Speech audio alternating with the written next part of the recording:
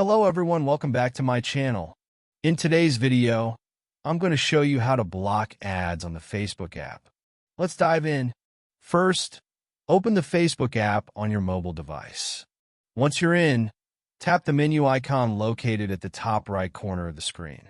Then, tap the gear icon to go to your settings.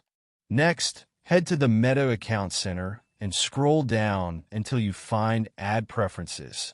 Tap on it and wait for the app to load.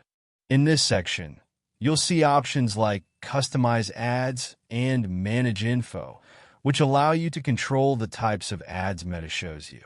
You can adjust things like ad categories, activity info from ad partners, and audience-based advertising.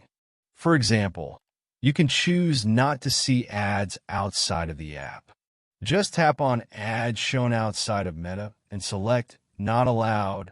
However, there isn't a feature that completely blocks all ads on Facebook. So as an alternative, if you come across an ad you don't like, simply tap the three dots next to it and choose Hide Ad. That's all for today. If you found this video helpful, don't forget to like and subscribe for more tips. Thanks for watching.